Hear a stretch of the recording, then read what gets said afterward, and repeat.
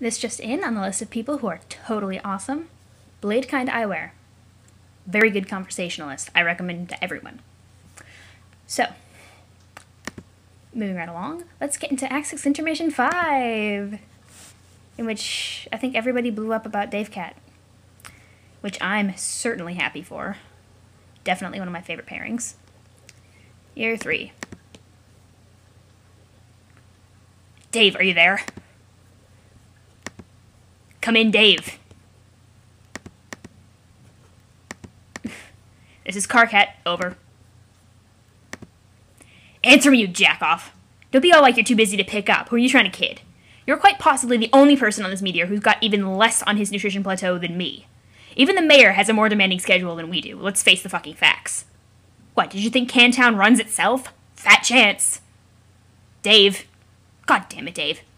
I have a problem. No, we have a problem. Skya is now visible to the naked eye. We can't be much more than a few hours away. This is it. This is what we've been waiting for. 3 of the longest human years we'll ever have to live for the rest of our lives. Sunk into this depressing laboratory, which by all accounts should never have functioned as anything but our eternal tomb. I have no idea how we're even supposed to stop this thing, do you? No, well, sending it blasting off somewhere at the speed of light sure seemed like a good idea at the time. And now that we're finally here, after all the waiting and drama and boredom and stupid bullshit with our ancestral ghosts, and even disregarding the one hilariously neglected detail that this meteor has no fucking brakes, I still don't think we're ready for this. Spitting on the screen.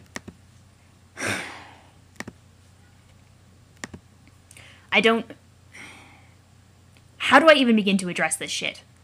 Okay, how about this? Since I can't think of a better general purpose question to help break the ice in literally any imaginable social situation. Oops. Where are your fucking pants?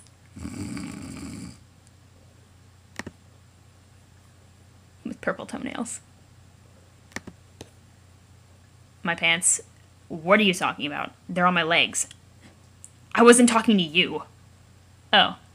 Dave, we have a big problem here. What? I think it's time we had a... What did you call it? An intervention? For Rose? No, not Rose. Why would I be talking about Rose? She doesn't have a major problem that she needs to be confronted about by her friends before she flushes her whole life down the gaper, does she? Yeah, kind of. Why? Because she likes to drink that goofy human soporifics that make her a lot funnier and more charming than usual? How is that a problem? I was talking about Terezi. Man, Terezi doesn't need an intervention. She just drinks a lot of soda. How can you not see how that is a huge fucking problem? It's red fizzy shitwater, dude. Who cares? Okay, can we just once acknowledge that we are mutual aliens to each other and as such possibly have different values and standards about things? Just this one time, Dave. Thanks. Terezi has made her choices.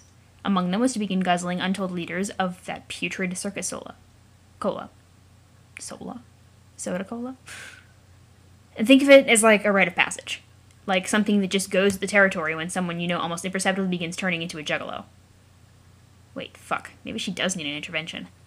She needs to wake up so we can talk to her about this. She won't wake up. What do I do? Did you try kicking her? Yes. I'm out of ideas.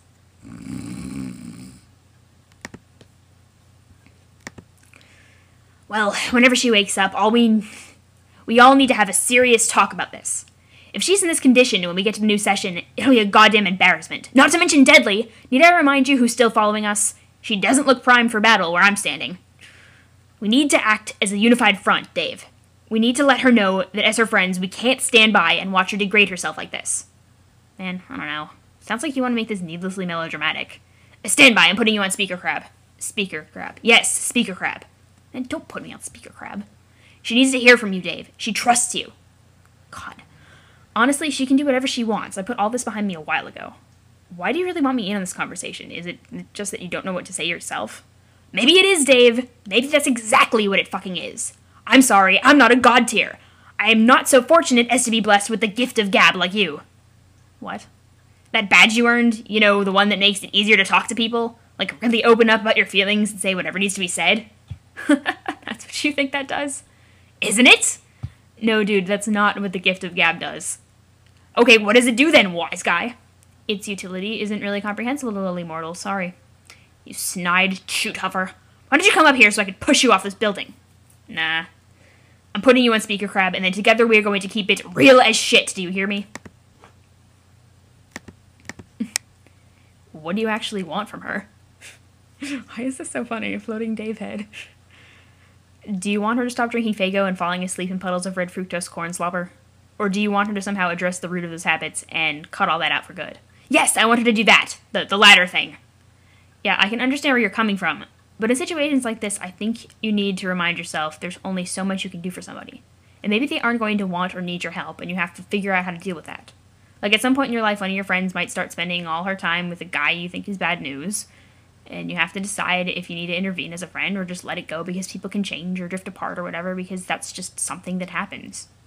Dave, your wisdom, my god, it's knocking my socks off. Holy shit, please tell me the secret to your wise ways. And while you're at it, maybe you could tell me what the fuck you're talking about.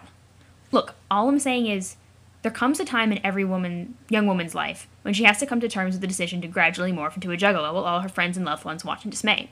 Teresa has strolled through the dark carnival and taken a great birding whiff of that decision's festive asshole, and the choice she has made is all too clear.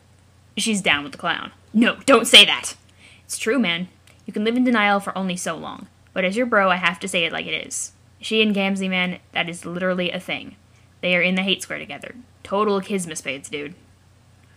No, that's not what I meant. I mean, I know that. Just, why do you have to put everything so colorfully? I guess I do the same thing, but you always seem to take things to a different level of gross. Just please say shit normally for a change, okay? Regarding Gamzee, yeah, I knew about that already. Oh, really? Then what the fuck have I been tiptoeing around all this time? God damn. I thought this was supposed to be like this big secret that would destroy you if you found out. Motherfucker, please. Do you think I'm an idiot? I suspected this was going on for a long time. I was just being like you, playing it cool, letting her do whatever. Then why is it a problem now? Because this is the last straw. We're supposed to be ready for action by now, not comatose, half-naked, and Faygo sticky. God, I wonder what sort of bullshit he's got her believing in now, about the merciful messiahs and Shangri-La and all that garbage. It makes me so sad to think she's caught up in his superstitious web of lies. It's been awful watching the person I used to know slowly drift away from me, to the point where she might as well be gone. How did you manage to deal with that? What?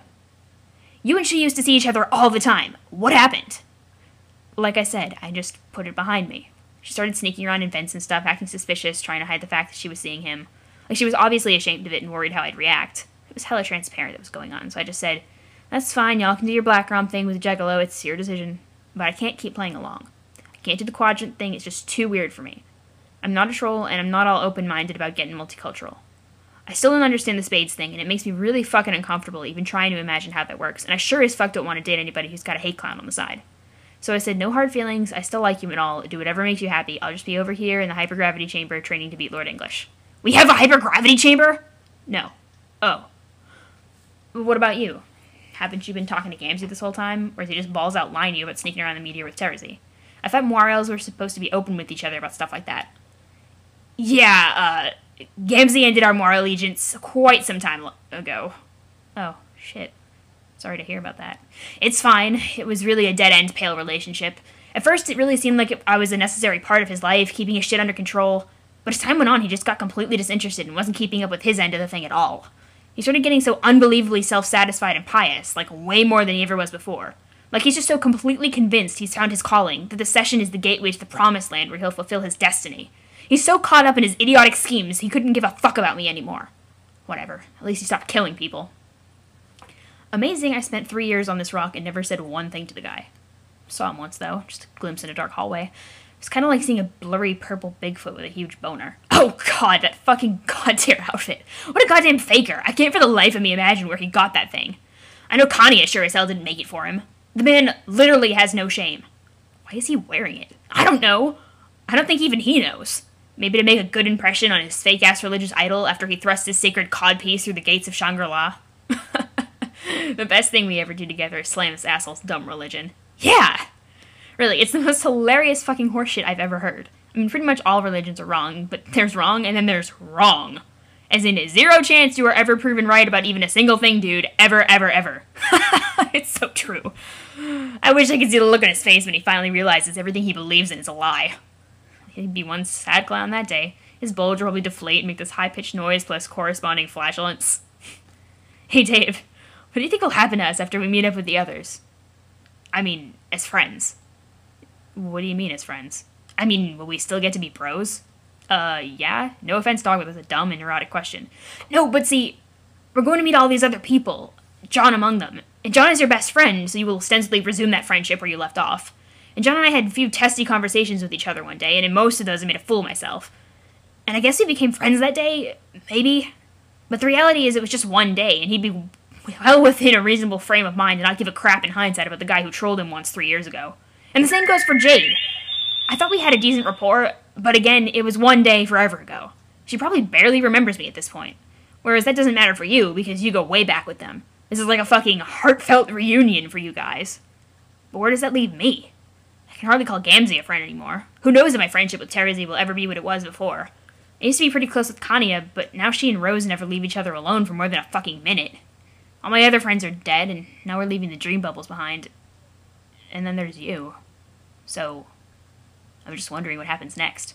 You forgot the mayor. You're pretty damn tight with the mayor, aren't you? The mayor's friendship is a universal constant, and I am insulted beyond comprehension, as well as my capacity to vomit, that you would insinuate otherwise. Yeah, the mayor rules. But as usual, you are overcomplicating this, just like you overcomplicate everything. Friendship, leadership, romance, shipping grids, and dick battles. This is real simple. Our meteor will somehow Tokyo drift to a dead stop in the new session, at which point we will keep being bros for life or something. I will start being friends with John and Jade again, because they are my friends and never stopped being that. John will also be your friend because he's cool and also a doofus who is easy to be friends with. Jade will be your friend too because she's nice and likes being friends with people. I can personally guarantee that she will be happy to see you. And as for the new people, I don't know about them, but they'll probably be your friends too. All I know is 2 of them are my parents, and 2 of them are John's parents, and ain't no rule that says you can be friends with your bro's mom and pop. Especially when your bro's mom and pop are a couple of sassy teens. As for Terezi, I don't know, I guess we'll see what happens. And as for Gamzee, fuck that guy with the balloon poodle. Friendship lesson secured at the end.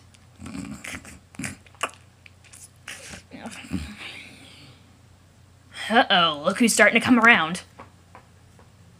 Honk.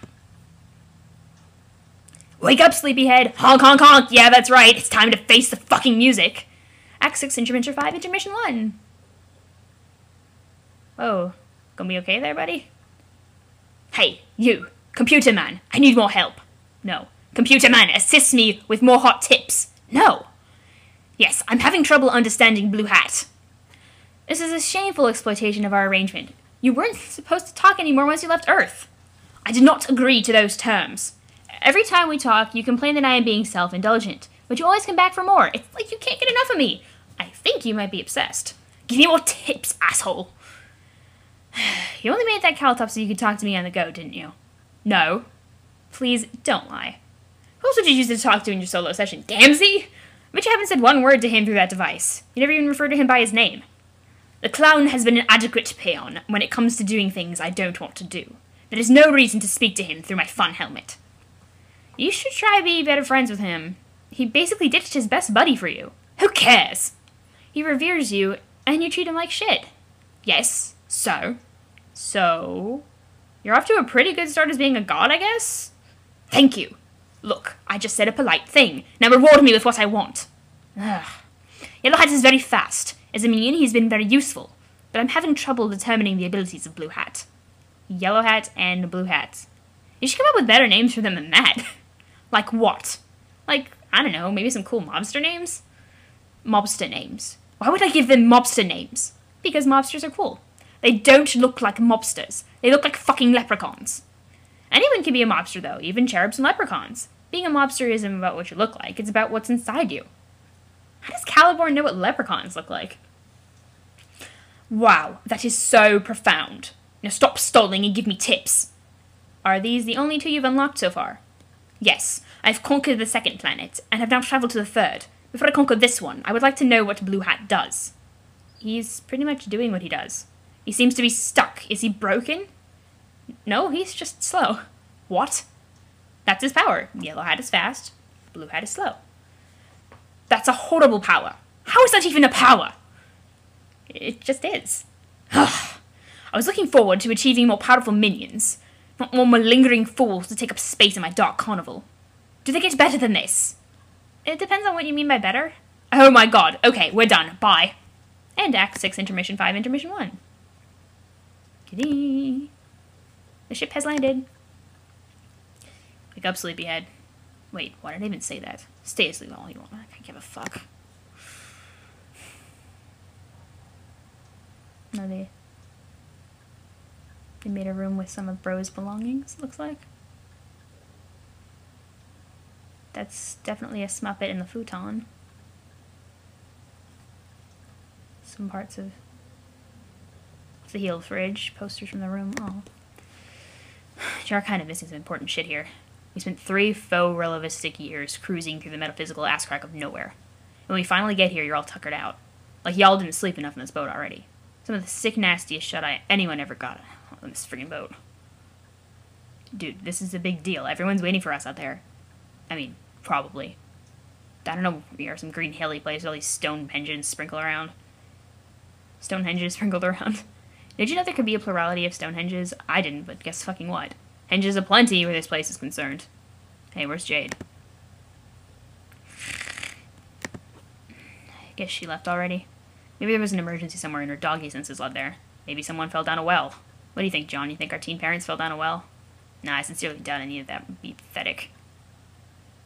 I sincerely doubt that any of them would be that pathetic. Whatever. Whatever it was must have been important enough for Jane to ditch us like that. Either that or maybe she was that desperate to finally get away from me. Between you and me, John, I didn't really handle things with her as well as I could have. Oh well, maybe real Dave will treat her better. Or not, I don't know. Did her a favor cutting Bird Dave out of her life. Nobody really deserves Bird Dave as a boyfriend or anything. It's like getting one of the janky Daves from the bargain bin at the Dave Depot. Or one of the marked down Daves the day after National Dave Day. It's like somebody taxidermized your Dave and expected you not to notice. Feathers? What feathers? I know, that Dave is totally normal and okay. You should just go back to being pros with real Dave when you see him. I'll be fine, I'll just flap around and do my thing alone. Completely alright with that at this point. We had our ups and downs, John, but all in all, it was cool to go on this road trip with you. There were some times, man, the times, I'm telling you, they were unreal. People would pay good money to see every second of this madcap stunts that were going down the ship basically 24/7. If hulls could talk, wow. Just joking, it was seriously boring as hell. But I mean, it was still cool, so yeah. Hey, what's with that ring anyway? I've seen you with that ring before, and I guess it was just like, okay, John has a magic ring for some reason. No need to mention that or anything. But where'd you even get it? You can't even hear me, you got your snooze on so hard. I ain't gonna wake you up to hassle you about no ring. Probably should have said all this stuff when you were awake anyway. Like, the stuff about friendship. Fucking, I'll just leave another one of my patented magic notes taped to your shoe or your cowlick or something. Magic notes rule ill. Oh, rule. Home is leaving them taped on stuff. I sure do talk to myself a lot, don't I? Wow, I haven't never made this observation. I really needed to be a bird for exactly 3 years to finally have that epiphany. I wonder if real Dave ever had that epiphany. Probably not, because he's not a bird. The bottom line is, being a guy who is also a bird makes you think. Anyway, I'm out. But yes, happy birthday, John. Have some watermarks for the road. Where's he going is the question. I can see the watermarks just barely. I used to think it was all complete blackness, but it's all pictures of Dave Sprite back there. Just really difficult to see. Act 6, Intermission 5, Intermission 2! We are intermissioning everywhere. Oh, and they're dancing together. I unlocked more gnomes. I thought they were leprechauns. I don't care what they are. Okay. I've now conquered 4 planets, and have the same amount of gnomes under my command. Yellow hat, blue hat, red hat, and now purple hat. Congratulations! The planets are becoming increasingly difficult to conquer. I almost did not manage to destroy the purple planet within the allotted time. Unfortunately, the quality of the unlocked gnomes has not increased to match the escalating difficulty of my quest. It seems to be just the opposite. These gnomes are shit. What's wrong with the new gnomes? Okay, Red Hat, he has no fucking powers at all. Unless his power is to follow me around constantly. Yes, that's basically what he does. Purple Hat is even worse. Is his power to dance around all the time while singing riddles to me? Yes. Awful. Purple Hat's behavior is so infuriating. I've attempted to murder him several times, but to no avail. You can't kill Purple Hat. He's too lucky. That's also his power, being really lucky. What good does that do me? I don't know. Get him to solve puzzles for you? Use him as a human shield sometimes? I mean a gnome shield? Oh, yeah, that's actually a really good idea. You shouldn't be whining about how lame your minions are. As you accumulate more, your job is obviously to combine their talents in creative ways to overcome the increasingly difficult challenges on your quest. Synergize your time gnomes. Make them more than the sum of their pointy hats. That's going to be difficult. They're all idiots. Nobody said it would be easy. Fine. I have no more questions for now. Hey, did you kill that cute turtle? No. But I can see your past trail. You're standing there holding a gun and pointing it at the turtle. Okay, then yes, I killed the turtle. Boo! End of Act 6, Intermission 5, Intermission 2. It's that circle you drew. It's a circle of shattered reality. Ooh, kind of scary. Where are you, John? Hey, it's the blue boy again! See him there to solve the Starboy shit! Yo, watch how far I can fork him from! Mina, put the trident down. Don't make me confiscate it again. Confiscate! Oh. I have a comic in my likes that's based on that idea. Hey, it's John! Vriska, is that you? Yeah, get over here! Alright. Oh, great. Yo ho, a pirate's life for me. Nice to see you again, John. It's been too long. Yeah. Actually, hasn't it been exactly a year? I think it was my birthday last time we met, too. A year for you, maybe. Who even knows how long it's been out here? But who cares? The point is, as you can see the plan I described to you before, it's in full swing. You mean the big treasure hunt with all those black maps? Yes, but they aren't black anymore. Not totally. Everything's gone exactly as I intended. English has taken the bait, hook, line, and sinker. He's been chasing our extended party around the ring, blowing shit up with his monster breath, thus revealing the path to the treasure in the process. I must say, for an evil mastermind, the guy is kind of a dope. Supposedly his every move is a carefully calculated ploy to assure his existence in the first place, yet here he is wrecking the joint like an oaf, unwittingly helping the hero find the weapon that will take him down. And we're almost there, too! Although by now it's become embarrassingly obvious that the treasure was hidden right around where we started all along. These maps have just been leading us all in a big, stupid circle. I should have seen it coming. I guess that's my bad. In terms of bonehead moves, that's English 1, Vriska 1, so I guess we're even. But maybe we don't have to mention that detail when we document my heroisms in the Annals of Greatness. Mention what exactly? Exactly! I almost forgot how deceptively quick you are in the uptake, John. It's not so impressive. I was confused by what you were saying, too. Tavros, if you're going to interrupt, don't mumble, and even then, don't. Anyway, I don't really mind the fact these cryptic treasure maps have led us all on a wild honkbird chase. I've never once complained about a good long treasure hunt, and I'm not about to start now. Besides, with the way space-time works out here, who can say for sure how we would be able to find the treasure at all unless we trace this exact path? Nobody can say that is who.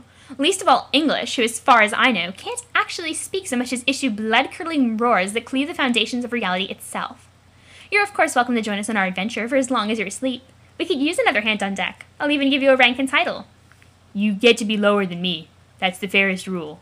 Wrong. Tavros, who's the captain here? Last time I checked, it wasn't Swati Nitram, Poopmaster Extraordinaire. Vriska, more like Bitchka. By the way, hi Tavros. How have you been? Okay. Cool pirate outfit you have there. No, thanks, but it's not cool. It's dumb. Vriska wants me to wear it, though, so I do, so she'll be happy. Don't ask me where my pants are. I wasn't going to. We all look amazing as pirates. This is non-negotiable. No argument here. What about the rest of your crew? I remember her, the punky one who always likes to stab me with her spear. But I really hope she doesn't do that this time. Dream on, blue nerd. You in my crosshair, sucker. Got you right what I want. Just biding my time. Biding and biding. Gonna hunt you down till we both double dead. You're my obsession, little bluefish. My shrimpiest of whales. My mobiest of dicks. Call me fish mail. Stop it. But I don't know. I don't know the one who looks kind of like your sister. What's your name? Arania. Hi.